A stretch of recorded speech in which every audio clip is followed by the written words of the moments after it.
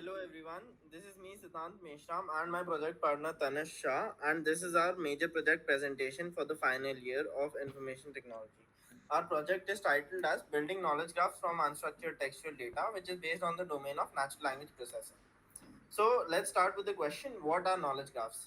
Knowledge graphs basically represent knowledge for a given domain as a graph, which is very easy to understand. Knowledge graphs can be used for reasoning about various entities and their attributes and relationships as well. So here you can see a knowledge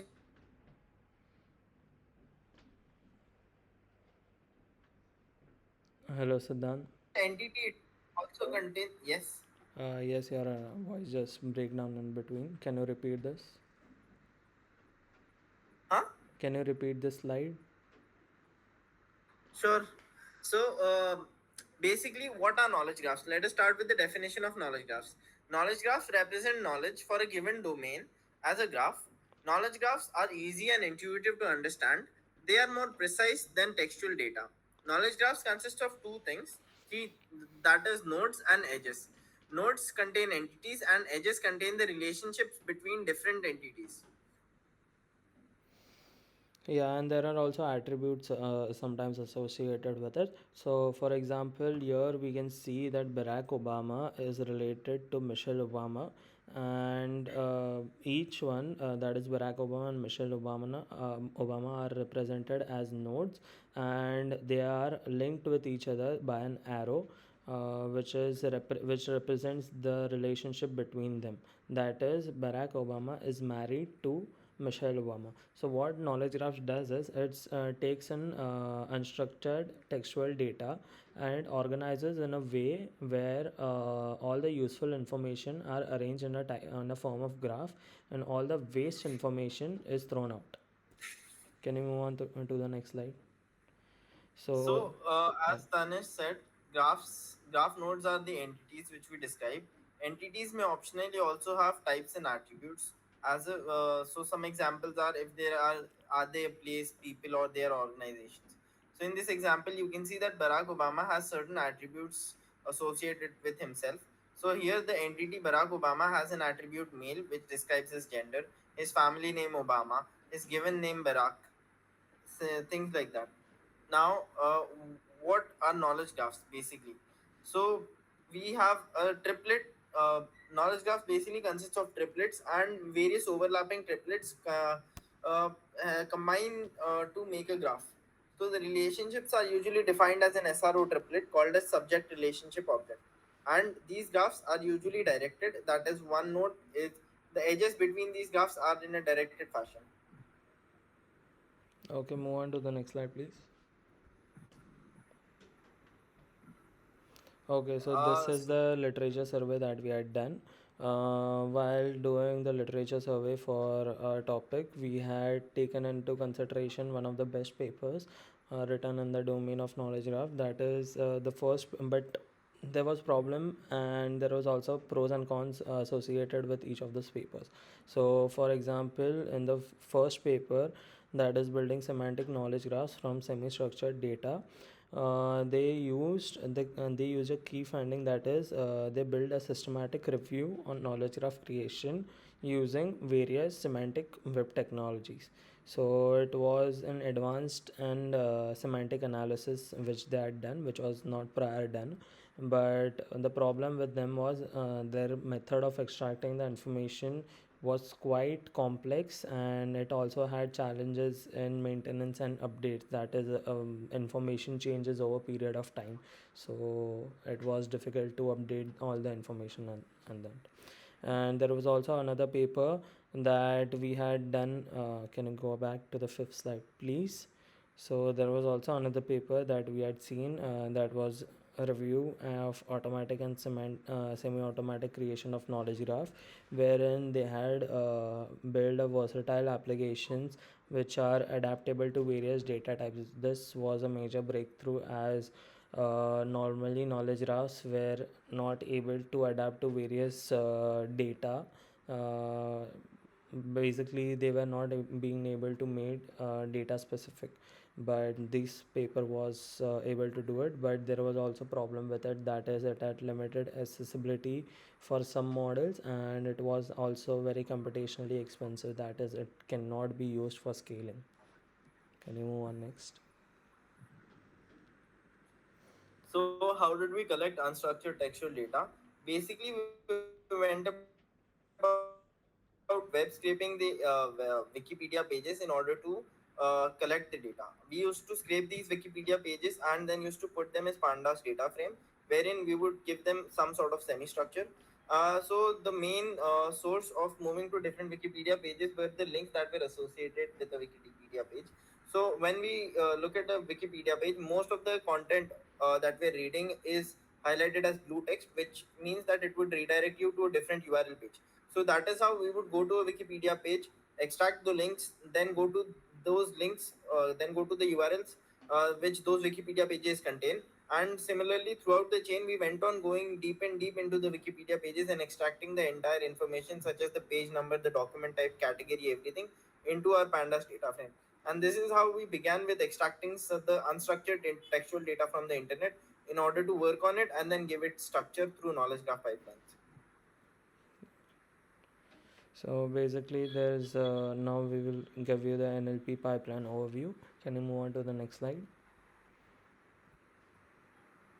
So what we do is we take in a sentence, we try to perform various steps to it, to the sentence, that is text screening, conference resolution, NER, that is name entity resolution, parts of speech tagging, dependency parsing.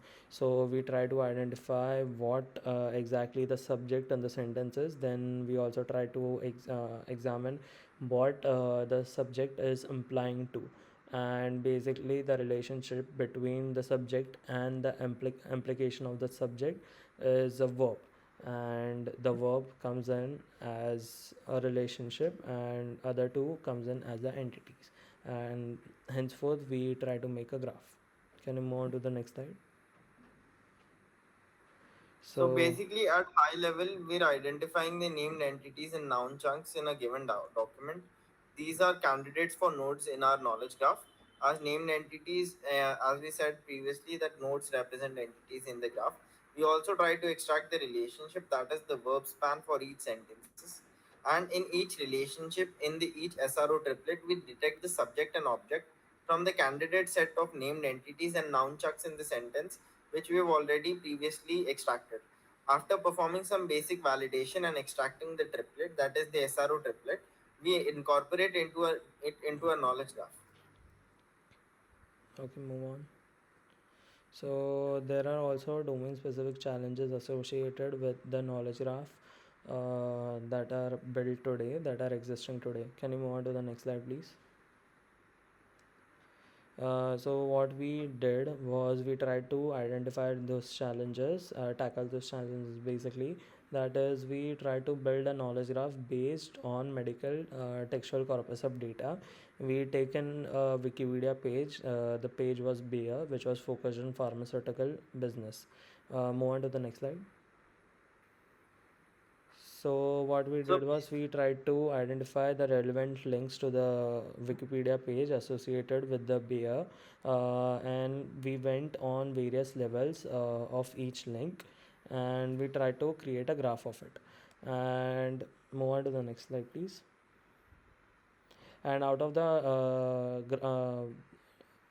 links that we had identified, we tried to separate or identify the good links from the bad links. That is, we created two categories. That is, one was of whitelist objects and other was blacklist objects. You can continue, Siddhant. So basically, what we did was we used to identify a small subset of important and relevant pages, and then extract categories that the relevant subset from the relevant subsets and identify domain-specific categories. We would follow the links from relevant pages, subsets, and only construct knowledge graph from those pages whose categories overlap with the domain-specific categories. For example, Bayer, pharmaceutical industry aspirant, general engineering, biotechnology, Monsanto, etc. Potential. Yeah, that was about it. Moving on to the next slide. How did we use to identify domain specific entities? Off the shelf natural named entity recognition models, that is the generic NLP pipeline, would either miss or not assign importance to domain specific entities. For example, the example that we can show with respect to our case is names of chemicals and drugs and names of lesser known organizations. So here the example is that Bayer invented Prontosil, which was the subject of the 1939 Nobel Prize in Medicine. Now the general NLP pipeline would give us the entities as Bayer and Nobel Prize in Medicine, and the verbs would be invented and was the subject of. But the crux of the sentence, that is Bayer invented Prontosil, is being missed because we are not using a domain specific natural language processing pipeline, we are using a general NER model. Now, when we use domain specific entities, Prontosil is not missed, and we directly move on to, yeah, and we directly find that Bayer and Prontosil are connected through a subject relationship object, a triplet. Tanish, can you explain this slide manually? Okay, yeah. So basically, what we did was we manually curated a list of domain specific entities as the titles of Wikipedia pages that were already there on the Bayer's pharmaceutical page. Then what we did was we overcome Spacey and Burt missing names of chemicals, drugs, and companies which were potentially key used for which were very useful for our knowledge graph. Move on to the next slide, please. So basically, So coming to here, the results, we got quite good results. We built a knowledge graph, which you can see on the slide 20. Can you show, please? Yeah, so this is so the knowledge this graph. This consists of a lot of triplets connected with each other. So then you are saying something. Yeah, the triplets have been overlapping the same nodes. So if we have same node and the same node has different relations, so the entire triplets get overlapped, and this is how we have a very complex knowledge graph. Now this is the entire knowledge graph constructed throughout all of the unstructured data at one place. That is the reason you can see it as very complex entity.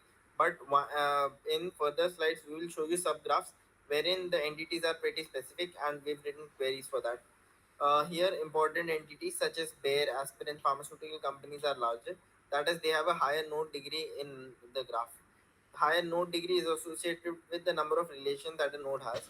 Less frequently occurring entities such as specific chemicals or smaller companies are on the periphery of the graph, and since they have a fewer relationships. Moving on to the next slide, here is a subgraph around entities using the two-hop neighborhoods. So So to understand specific entities better, we can plot two-hop neighborhood graphs around these entities. Example, bear and all the entities which are reachable at almost two-hop relationship from the bear. That is, you can at least have two edges connecting it downwards in the graph. That is what we call two-hop neighborhoods, such as Bayer bought Merck and Felix Hoffman worked at Bayer. Bayer was a part of German conglomerate IG Farben. All of these entities can be reached through two hops from the starting node. yeah, move on to the Moving next on, slide, please. next slide. Yeah, these So are these were the specific subgraphs that we were talking about. Here, the main entity is IG Farben in the first graph, and in the second graph, the main entity is BASF. yeah, move on to the last slide, please. Okay, Yeah. so this So is the evaluation or results that on basis of which we are trying to evaluate a knowledge graph. So we evaluated a knowledge graph based on various factors, not only a single one. One was structural integrity, quality dimensions, purpose alignment, scalability, and also error resilience. So these were the qualities on which we tried to quantify or qualify our knowledge graph. We also assigned weights associated with each quality, that is, some qualities were higher ranked and some were lower. Not only that, we have also compared the results that we have gotten for a knowledge graph with other graphs that were created. So we had received a SYP and SYQ score of around 0.88, whereas the knowledge graph that was previously made by the paper had shown an SYQ and SYP rank of around 0.84.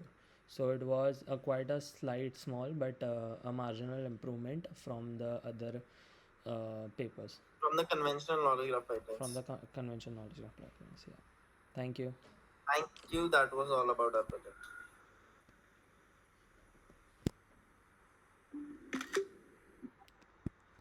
Done, Tanish.